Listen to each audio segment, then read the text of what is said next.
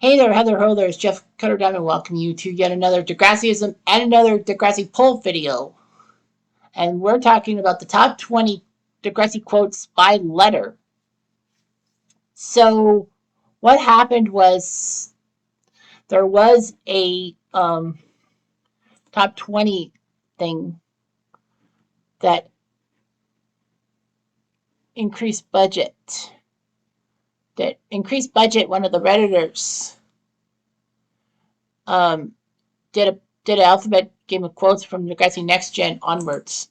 Every letter started with the letter A. I mean, from A to Z, all the letters. Now, there were a couple of quotes from A to Z that I did not like, and I decided to cut out or practically replace it, especially the letter M from Mama. I changed it to Manny Santos, My Have You Grown, and all that.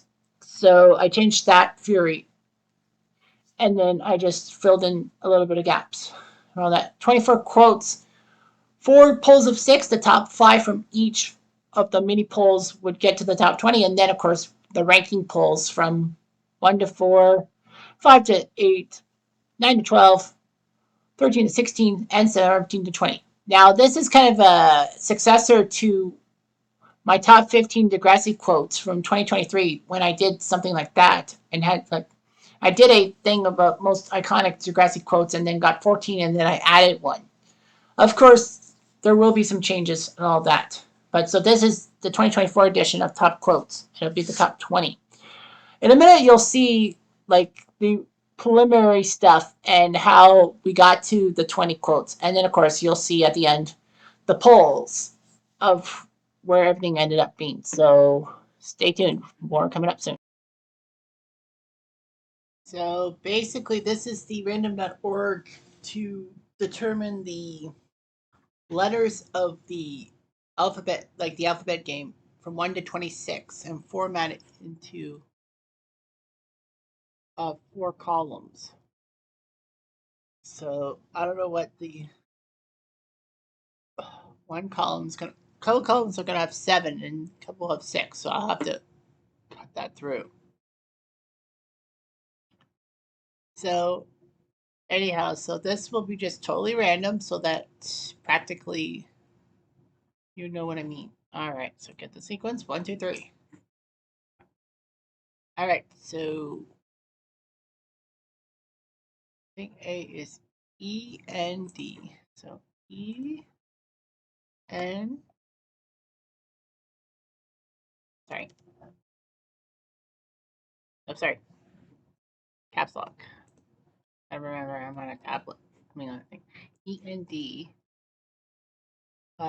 SRJ said. SRJ.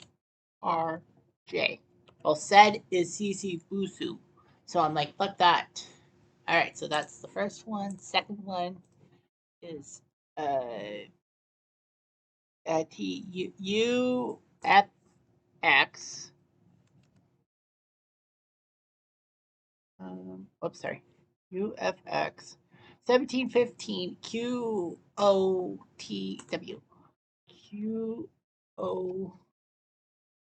QOT/W.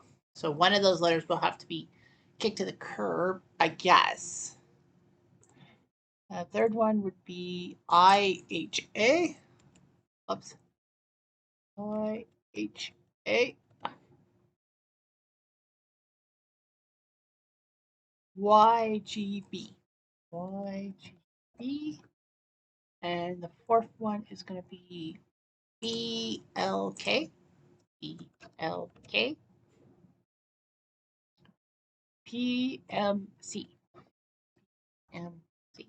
So now I got to take a look. So the random.org is just practically what I have to do. All right, so here we go. So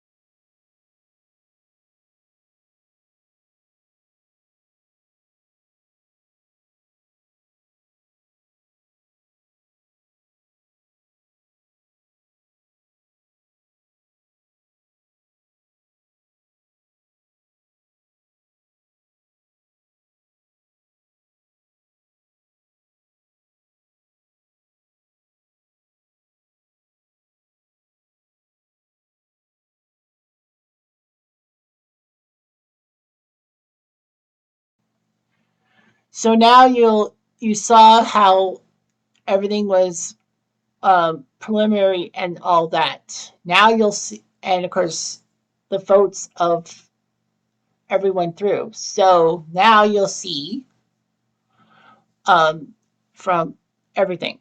So this is from the 17 to 20 poll, which got 23 votes. There is a tie for 19th. So now a few of these quotes I will not know any context from. So practically I have to go by my gut. Anyway, so number 20 is a boot. A for a boot. I say it was not funny because, as a Canadian, it's a stereotypical crap Ola thing. But of course, things happen. But yeah, A for a boot. I don't think there was anyone. Are you serious? Are you pregnant? I don't know. But anyway, number 19 was VIP. V for VIP. Doesn't stand for Fastly Icky Poser. I don't know if that was from season 2 or 3 or like a Jimmy and Spinner quote, but yeah, I think a poser, like maybe Spinner making some kind of joke or Jimmy makes some joke to Spinner during dance competition. I can't remember. Number 18 with 5 votes in the 17 and 20 is Q for Queen of Degrassi taking Queen of Trailer Park to the premiere season 5. So the background is that Paige had trouble with men in season 4, whether it was Dean getting off scot free for raping Paige, or Spinner cheating on her with Nanny, or Rick Murray coming back to the school, or practically her relationship with Mr. Olander, which was wrong. And, Olander made Paige the butt end of the jokes until Olander finally decided to come clean. It was huge. And then she manages to bump into Alex, who was having her own problems from season 4. Of course, with the whole Rick Murray situation and her not being outed as one of the leaders in the prank against Rick and all that. Of course, nobody knew except the audience that Alex did that. And Spinner and Jay, I think, were the only ones that knew it too. Regardless of that, Degrassi decided to do a movie called Jay and Silent Bob Go Canadian, and they filmed it at Degrassi, which, to me, it's like this is some kind of publicity stunt trying to turn Degrassi from bad to good. And I'm like, Hatzalakos should have learned from Raditch because, Raditch wanted to turn Dracula off because of his gory nature. He wanted to kibosh it for a corny musical. If he just said we have to cancel it for a few more weeks, I think they would have understood. But no, it was just a practical move trying to make Degrassi look good and basically make him look bad. Regardless of that, Queen of Trailer Park meeting Alex, Queen of Degrassi meeting Paige, and then they decided to go together to the film premiere of Jay and Silent Bob Go Canadian A, and that's practically it. It starts a great relationship with Palix, one of the best relationships around, but of course, Paige's class system, looking down on Alex being trailer trash, if you will. I mean, they help each other out, but it just was a relationship that just wasn't there. Paige would then go on to be with Griffin, who was HIV positive, but didn't tell Paige. But thankfully for Paige, I think she didn't catch the condition because she would have had some difficulties later on. Alex would leave for Ajax after finding she couldn't be who she was. And number 17 on the list, speaking of Raditch in season 4, Raditch is not so sweet, gross and round and red to eat. I have power. They have power. And Grace says, I run Degrassi. You have no choices. And very boisterous, I guess. I can't remember the thing. But yeah, Raditch is not so sweet. So the background is I partially did talk about it at number 17. At number 18 was the fact that, yeah, I know. For some reason, it's starting to get dark. I'll have to interrupt by turning on the light. But anyway, I want to finish this off before I turn on the light. So anyway, Raditch is not so sweet. So that's when Raditch sees the thing about Dracula run through, and then basically tells Liberty and JT that in lieu of what happened, the Rick situation. Well, it says R for Raditch is not so sweet. I should have said that. But anyway, he said, do you think it's appropriate for Degrassi to have this thing? even though that they toned down the violence about it and made it more campy. Of course, Radich wants a musical, probably to make Degrassi look good because, on the 6 o'clock news, Degrassi looks terrible. I mean, I get Radich, and I understand Radich's problem because, how the school is perceived by other people and all that. But, he went about it all wrong. And that was, saying Liberty and JT decided to write a song to the tune of Twinkle Twinkle Little Star to get on Radich's nerves. JT does sing a song to please Radich, but then Liberty basically sings the Radich song straight to Radich's face. He puts them both in detention, inadvertently starting a Liberty JT relationship. But the next day, I guess, or a few days later, he's basically canned. The school board cans him. And did he have it coming? He did. Now, there is a little bit of concern in my book that the school board may have canned Radich because they also were guilty of things. Maybe they told Radich they can't that he can't kick Rick out of Degrassi and all that for what happened. And with the lack of criminal charges, I mean, Radich had no choice in a sense. But yeah, the students took him to task for it. Maybe the school board was trying to save their own butts. But they said that Radich could still be an educator or something. That Radich was reassigned. Like, he wasn't canned. He wasn't fired. But to me, Radich didn't take the reassignment well and basically left the school system saying that they let me down.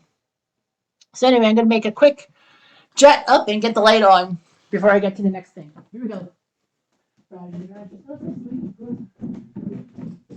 stupid, you asshole. You just blew it, you don't know why. Degrassi is a better place without you. You just went downhill, All right, so that's done. All right, from the 13 to 16 poll was 42 total votes.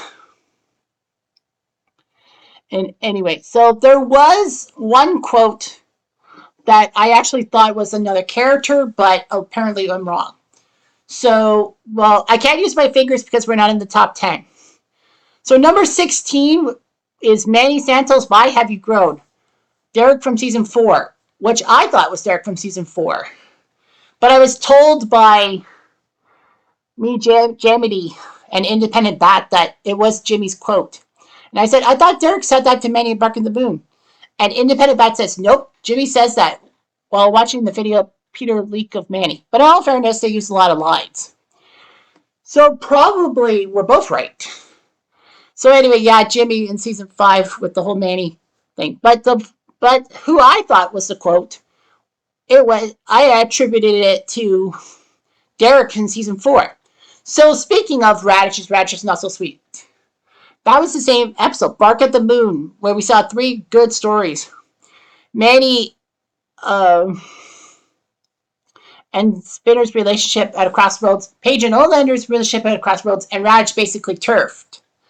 So yeah, the Manny Santos Might Have You Grown about Derek is that Manny is coerced by Paige to represent her at a meeting with the principal, alongside Marco, and it turns out to be Hatzalakos, who said we need to get school spirit up, and they do a computer dance, and that a computer would randomly select 2 people to be partners, and based on a questionnaire. Now, Manny tries desperately to get with Spinner, but can't. Paige tries to get to Olander, but no. But then Derek comes popping by and says, Manny Santos, Might Have You Grown? And Danny's paired up with Manny, and Manny says, I used to babysit you. That's where I thought it was from. Number 15 is Unlike My Man. Unlike My Man, Slim Shady there. I have read it. Chris from season 3. So, this was Chris in season 3. Forgettable for reasons. He was Emma's boyfriend. And then in season 4, they broke up off screen. And you know how Emma was trying to prevent Chris and Liberty from going out because it would ruin her reputation, which is like stupid because, for one thing, how is that going to ruin her reputation? And also, since when does she care about what people think of her? She does these causes that piss people off and nobody cares about them. But it also speaks to Emma being a little more self-aware and a little more jealous of Manny. I think she was just jealous that Manny could find a hot guy, so she broke up with Chris trying to see if a guy would go with her, but couldn't find someone and could have went with Chris, but then decided against it and wanted to prevent Chris and Liberty, which was stupid, and that inadvertently led to her involvement in the Rick Murray situation.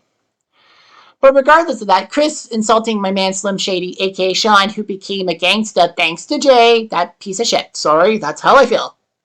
So the simple fact is that Chris was well read and was decent for Emma. Yeah, sure, he was a DJ and may have had some black stereotypes to him by his speech. But, Emma and Chris were a decent pairing, and there weren't any problems with the race situation.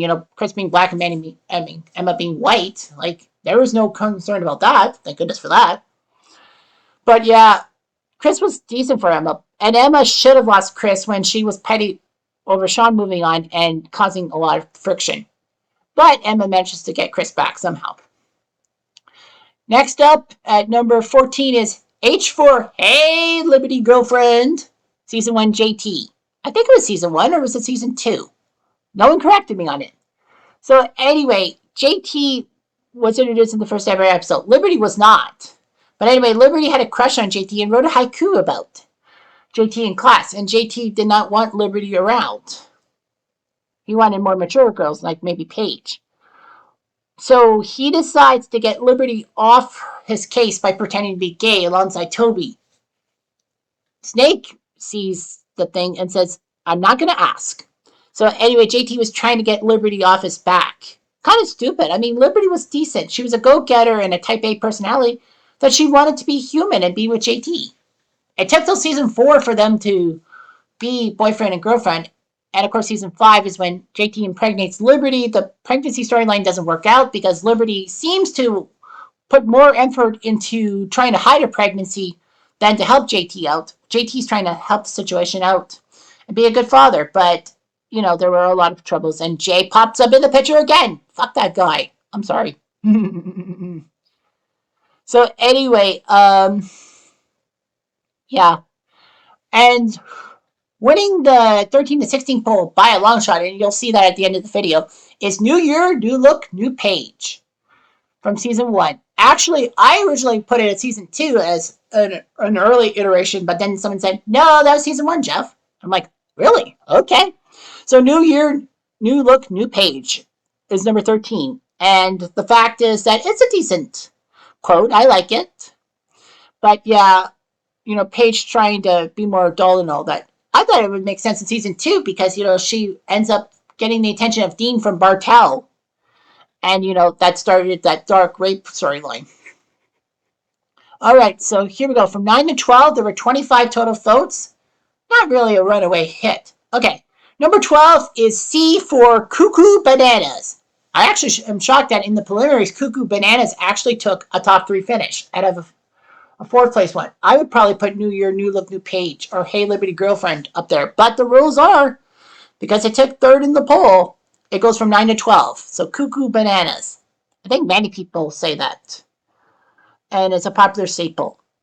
Next up at number 11, and just missing the top 10 by an inch, is G for Guess Who Has 2 Thumbs and Not a Pedophile? Snake from season 7. So anyway, the background is that Darcy has problems because she was raped roofied at a ski weekend and couldn't find her assailant.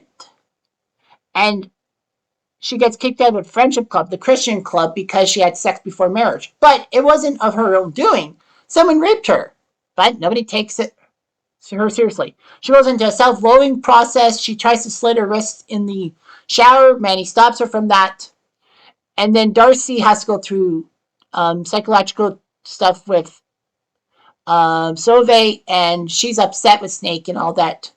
And then talks to Snake and then threatens to hurt herself with scissors. Let's talk. And she talks about being raped to Snake and all that. So Snake probably wants to do something about it and then so he calls a meeting with Hatzalakos, Darcy, and Mrs. Edwards. However, Darcy doesn't tell the truth and basically said that Snake was inappropriate while being in the room together. And practically that Snake touched her knee or something like that. Snake tries to say, no, that's not true. Hatzalakos doesn't believe him and says, we have to investigate, Archie. You're suspended until further notice. So anyway, Emma is angry with what happened to Darcy putting Snake on the shelf, so she threatens to hurt Darcy. Darcy then sees this as a sign and skips a cheer thing and is on top of the roof. Manny, with that blonde hairstyle, manages to course Darcy out. Darcy's ready to jump, but Manny pulls Darcy back and says, Darcy, you've done some bad things. You know the truth. And basically, Manny tells Darcy, you tell everyone the truth or I will. So Darcy then goes over to talk to Snake. Emma's not too pleased, but tells Snake that she told everyone that Snake was not inappropriate with her. She doesn't tell about her being raped, but she says that Snake was not inappropriate. And hopefully you can get your job back. Snake says they'll still have to do the investigation, and they probably will think that I may have said something to you to cool down. But anyway, Snake says, I can hate you, but I won't. So it takes a while for Snake to be cleared, and the guess who has two thumbs and not a pedophile is when Snake is finally cleared of wrongdoing and is allowed to go back to the school. Unfortunately, though, the Lakehurst students basically go after Snake, especially Lucas. But Emma tries to defend Snake to the bitter end, and Spike even says, don't let Emma control the situation because she'll have an eating disorder. How stupid can you be? I'm sorry, Snake. I mean, Spike. But you insinuate that Emma taking control of the situation will lead to an eating disorder? No. I'm sorry. I'm a little bit hot under the collar. Hot, hot, hot. But anyway, yeah, Snake ends up staying home, can't handle the heat. Emma stays with Snake, despite the fact that Spike takes Jack to her mother's. So yeah, poor Snake. I feel bad for him. Okay, so now it's time to use the hands because we're in top 10 category. All right, number 10. With 8 votes in the alphabet, 9 to 12 vote is the famous song, Whatever It Takes. I know I can make it through. If I hold on, I can make it through. Be the best that I can be. I feel what I have to say, whatever it takes. I know, whatever it takes. I know I can make it through. So anyway, yeah, that's the whole next generation mantra. Whatever it takes, I know I can make it through. With all the storylines, like Emma with her catfishing and her causes blowing up in her face and, having a gun pointed at her by Rick. JT dealing with Liberty and the pregnancy thing from season 5. Toby with being basically a nobody and being friends with Rick. Manny and her want to be sexual. She wants to be cute and all that. Not hot, cute. I'm not cute, hot. Which, strangely enough, did not take the top 10. Actually, the W for whatever it takes did beat I want to be hot or something like that. I don't want to be cute. But anyway, yeah. All the characters with their problems and all that. And number 9, to finish off the 9 to 12 poll, was So When in Doubt, You Kiss Craig, season 5. So Marco's having issues with Dylan in season 5, if memory serves me right. And then Marco ends up kissing Craig, and then Craig says, so when in doubt, you kiss Craig? That actually would have been in my top 15 Degrassi quotes from the thread I did, but I didn't have any context. So yeah, so that ended up winning 9 to 12. All right, time for top 8. Number 8, and the loser of the 5 to 8 poll was I Had a Miscarriage. Super bummer. And I said Claire from season 14. Well, that's what I thought. I thought Claire said I had a miscarriage, super bummer, because I'm like, who would say that? I had a miscarriage. And I'm like, well, Claire had a miscarriage. She had the first miscarriage in Degrassi history. Well, the first realistic miscarriage in Degrassi history. Unfortunately, though,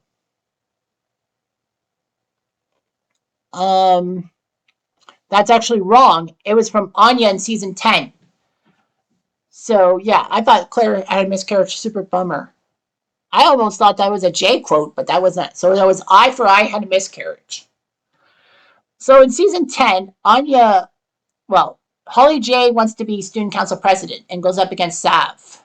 despite the fact that Holly J was student council president already once, and she should give up to Sav. Of course, the year prior, remember, this was in the era of 2 seasons, including equals 1 school year.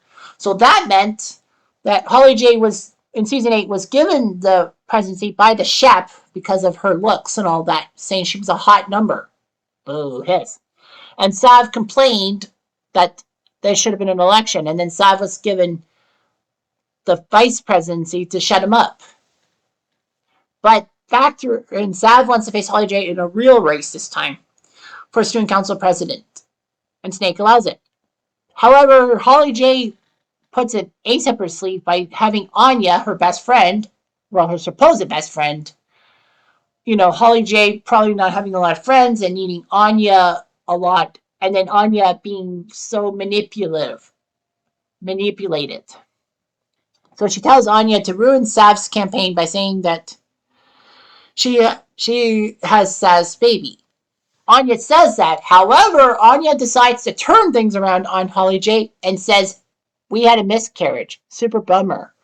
That gives Sav the sympathy to take on Holly J. Holly is pissed. But she calls it upon herself. Anya stood up to Holly J for once.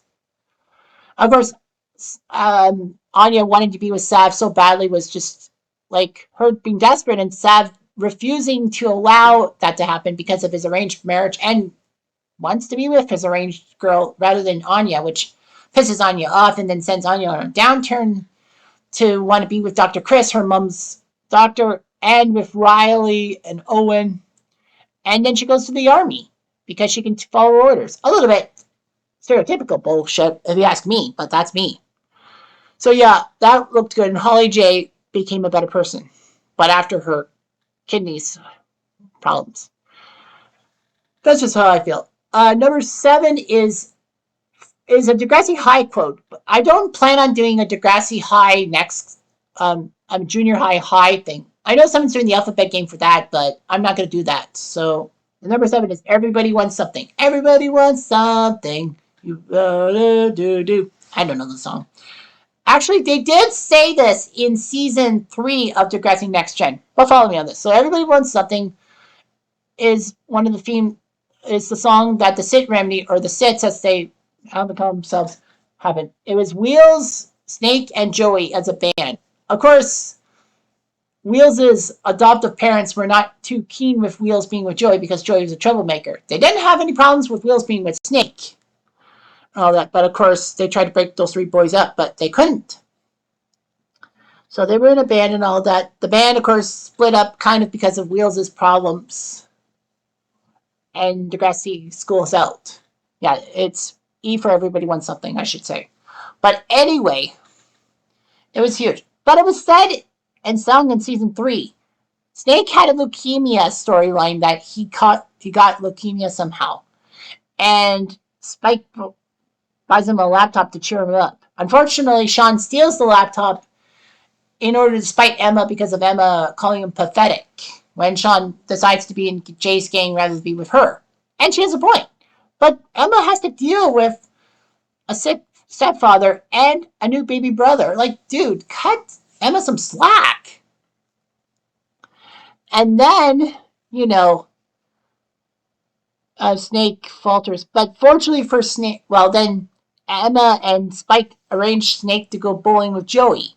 Snake and Joey are close. But Wheels pops up, and Snake is not too happy. Wheels then gives Snake a message. The whole Degrassi school's out that he drove drunk and then killed a 2-year-old, even though that the 2-year-old wasn't wearing a seatbelt.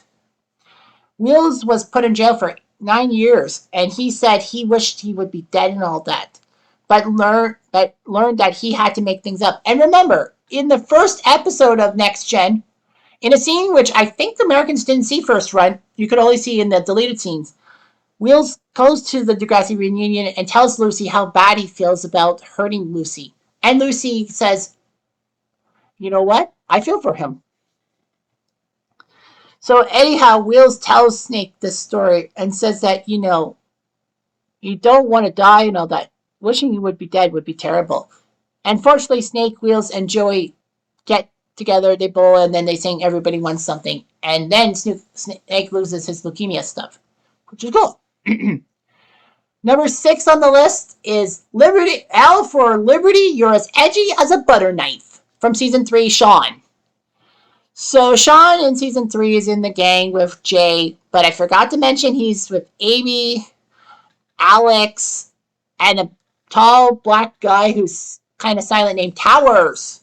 Towers usually didn't say much, and Liberty actually felt something for Towers, which was kind of nice that she pays attention to him instead of JT. So Liberty basically thinks that Towers goes for a certain type of girl, so she said she could be edgy, and then Sean tells her off saying, Liberty, you're as edgy as a butter knife. Because, you know, how Liberty is a type A person, and the only edginess she is being pushy and all that, especially in season 2 in the floor hockey episode, when she takes control of the girls' floor hockey team and tries to put Napoleon tactics to the team, but it doesn't work out. Liberty then goes with Towers, and then they break up off screen prior to season 4 premiere because, you know, Emma and Chris are broken up, Kendra and Toby are broken up, and now Liberty and Towers is broken up. So Liberty then goes towards Chris, but Emma tries to destroy that relationship. It doesn't happen because I think Chris ruined it, but yeah, Emma should be at fault. And then, you know, then Liberty goes back with JT. And the winner of the 5 to 8 poll at number 5 with 13 votes is Too Bad You Can't Cure Bitch. Well, T for Too Bad You Can't Cure Bitch. The simple fact is I have no freaking clue what that means. Like, you know, I didn't know who had it. But fortunately, though, Beloved One, B as in a B, said, quote 2 is from Riley. And I'm like, okay, well, anyway. And young F.A. said, second quote is Riley to Fiona after she said he must hate himself for wanting to cure his homosexuality and says, too bad you can't cure bitch. Well, Fiona was kind of a bitchy person. She was a twin alongside Declan in season 9 that popped in the show and basically caused a lot of friction, including wanting to kiss Declan to prevent Holly J from being with Declan because she can't stand Holly J.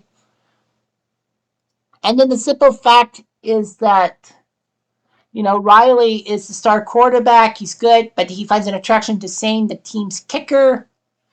And practically, you know, he likes Sane and all that, but he can't tell his mother because his mother is of the Greek culture and all that, and Europeans are not really good towards homosexuality. The fact of the matter is he tries to hide his stuff from his mom. He didn't want to disappoint her and all that. She kind of understood sooner than later. But anyway, yeah, he wanted to cure his homosexuality to try to be normal and all that. Fiona tells him off. Well, Riley did okay. Now, Riley, to me, is a decent character, but we've seen this homosexuality hiding stuff from Marco. And yes, Marco's famous quote about being gay is part of the top 4. The simple fact is that, you know, Riley's trying to be normal. I can get it, but it just didn't work out that well. And now it's time for numbers 1 to 4. And guess what? There was a tie. There was a tie for first. All that with, there were only 27 votes, which sucks. The top 2 had 8, third place had 6, fourth place had 5. So here we go. Number 4 is with 5 votes for his P for polar bears are white. I'm white. You're racist. From season 2. This was the aforementioned thing. I think I talked about Jimmy and Spinner and that dance thing in season 2. So anyway, season 2, there was going to be a dance, and then the winner of a dance competition would win tickets to a Leaf game. I can't remember if this was the episode that former Texas manager and former Toronto Blue Jay player Chris Woodward was in, because he was in this Degrassi episode, but I don't know which Degrassi episode he was in. Was it season 2 or season 3? But anyway, yeah, Chris Woodward was in an episode of Next Gen. Of course, as a Blue Jay fan, I would have to know that. But the fact of the matter is that, you know, Jimmy insults Spinner's dance moves, and Spinner says, polar bears are white, I'm white, you're racist. Well, basically saying that you can't dance because you're white. So Jimmy and Spinner both ruin each other's dance moves, and Marco gets the trophy. I think that was Marco's first appearance on the episode, on this. show, and not his last, obviously. But yeah, that was kind of cute. Number 3 with 6 votes is another Degrassi High quote. It's F for fucking Tessa Campanelli from School's Out. So School's Out was the Degrassi movie after Degrassi High ended after 2 years. Was it 2 years? Yeah, it was 2 seasons of Degrassi High, and then it ended when Degrassi High needs to be revamped because of it being too hot in the summer and too cold in the winter. So yeah, they had to redo it. And everyone walked their separate ways to different schools. So anyway, there would be a party Lucy would throw at her parents' cottage, trying to get with Bronca and having a lot of Degrassi High characters and all that. I can't remember. Was it Kathleen who drowned in School's Out, or no? There was one character who nearly drowned in School's Out and had to be saved. Lucy was trying to spend time with Bronco but had issues. There was, of course, the Wheels subplot that he starts drinking heavily and all that. He's going to go to Calgary to be with his girlfriend, which is fine. And then when ballyhoo thing, unfortunately, he's drunk and told by Lucy to get chips for the party because they ran out. And Wheels, drunk behind the wheel, smashes into the car and kills that 2-year-old and serves time in jail, like I said when I was talking about the everybody wants something quote. Now, a lot of people will say Lucy should have some fault because, she had a drunk Wheels driver. Like, I think that Lucy had a second thought. Well, Lucy got hurt, too, in that accident, too. But, yeah, we shouldn't blame Lucy. But the main plot was Joey breaking off with Caitlin and then being with Tessa Campanelli, who was broken up with her boyfriend. And they end up having a fling. The problem is Caitlin actually does want to go with Joey and all that, and Joey figures that he might as well date Caitlin and not have Tessa find out. So he plans some stuff to get around it and be safe at sound houses. Now, I thought that Tessa Campanelli was just a character brought into School's Out as a one-off character, but I was incorrect. I found out through research that Tessa Campanelli was in Degrassi Junior High, and she inadvertently started the Degrassi Junior High fire alongside Scooter when they were playing tag and opened some doors for some flammable materials and all that. Did not know that. But yeah, so Joey figures he can see both of them and all that. Tessa ends up getting impregnated by Joey, but she doesn't tell Joey, and she goes to get an abortion. That's kind of stupid. Because Tessa can easily hold this towards Joey, and Joey would have had to be with Tessa instead of Caitlin. Of course, Caitlin doesn't find out until Snake finally snaps and blows off at Joey for having a good summer, where Snake couldn't have a good summer. Joey and Caitlin break up. They do reconcile a little bit at Simon and Alexa's wedding, which was kind of the power move of the movie. But anyway, yeah. Joey deserved it. And Joey mentioned Tessa Campanelli in season 4. Remember Time Stands Still and that stupid subplot that had to be the subplot to it, in which Craig, despite being sick, goes to school because Joey berates him for trying to get Sydney involved in selling the house and all that. And then Craig says, I'd rather be at school sick than be with you at home. And then Joey goes at him and says, I hope I don't see Tessa Campanelli around. But then Joey realizes after talking to Sydney that he needs to cut Craig a break. And unfortunately, Craig sees Jimmy's prone body. But yeah, that was just shocking. Okay, so number 2, and the tie is broken by the fact that I voted for one of them.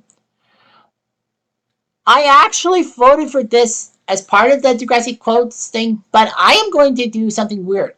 You'll see it at the end that the check mark is, of course, my vote on the thing because I have to vote to find out the numbers.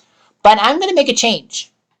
Because of how iconic what I was going to make number 2 to be number 1, I decided to switch 1 and 2. Number 2 is D for Did You Flip a Switch and Erase Me from Your Memory, Season 11. Believe me, number 1's better. So anyhow, Claire was having an on-again and off-again infatuation with Eli. I have done a top 10 Claire storylines video that will go up.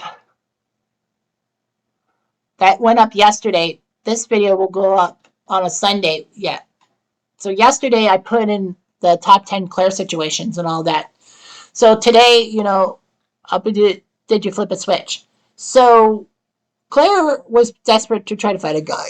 She had the off with Eli, and she tried to get past him, but then in season 11, she becomes drama by basically saying that, did you flip a switch and erase me from your memory? Does 6 months mean nothing to you? I was like, that's weird how, I thought Claire was trying to get over Eli. But of course, Claire had a lot of problems because her parents were divorcing and all that. And then she finds love with Jake. Unfortunately, though, Claire's mom dates and then subsequently marries Jake's dad, which means that Claire and Jake are step-siblings and they can't have a relationship, technically. So Claire, of course, goes back with Eli, gets impregnated by Eli, thinks that it's true, and then carries the baby, but then has a miscarriage, possibly because of her cancer. Probably not, but I've heard of people with cancer having 3 kids, so that can't be it. And then basically Claire flipping out. But yeah, I'm gonna make that number 2 because number 1 by a long shot. I feel like number 1 should have been number 1 and not have a tie for me to break. But anyway, you'll see. Number 1 is you. Why for you just walked out on a date for your mom's pasta sauce. I know the full quote is bigger but I have to fit it into the poll selection. So I just went ... All right, so the full quote is this. You just walked out on a date with one of Degrassi's hottest girls for your mom's pasta sauce? It doesn't make sense. That's what Spinner says to Marco. Marco says, it does make sense, Spin. Well, tell me because I'm stupid. Because what? Because I'm gay. In fact, Reddit a couple weeks ago had the redo. Like Marco and Spinner actually recreated that scene. And it was kind of cute. But yeah, you just walked on a date for your mom's pasta sauce. It has to be number 1. I mean, it has to be number 1. As simple as that. So, it was iconic. Very iconic. And the fact of the matter is that, Marco was trying to hide his homosexuality. Ellie refused to be his beard. And, Marco had to come out of the closet. So he slowly came out of the closet to people. Spinner finds out, and then Spinner writes homophobic stuff on the bathroom wall. Actually, the one CTV promo says Marco is a F dash dash. That's what it said. But then they got cold feet and the real product says Marco is a gay or something. Or Marco is gay. I can't remember. Unfortunately, Spinner ends up losing his friends because of him being derogatory towards Marco. Jimmy and everyone gravitates towards Marco. And then with time, Spinner finally decides to accept the fact of Marco's homosexuality. Now, this may be a bit of a hot take, but I think that Spinner was more worried with the fact that Marco came out to him specifically than to anyone else. Me thinks that Spinner might have been a little homophobic, but also Spinner was probably thinking that Marco wanted to have a relationship with him specifically and not with another guy. Spinner would, of course, try to hide being friends with Marco and then would finally decided to come around after Marco tried to save him from choking with a Heimlich maneuver, but Spinner kept moving backwards and backwards and backwards because he thought that Marco was trying to come on to him. Come on, Spinner! Really? Really? So that's what happened. But yeah, Spinner found acceptance and accepted Marco and finally did. I guess because it cost everyone. So anyway, that's all I've got for these quotes, and I actually beat my airtime. Well, of course, you'll see seconds added on for the decision video, like how I did it, my randomization, because you'll probably think that it was a set move, but no, it was random, totally random, and everything else involved. I'm Jeff Diamond, Edu.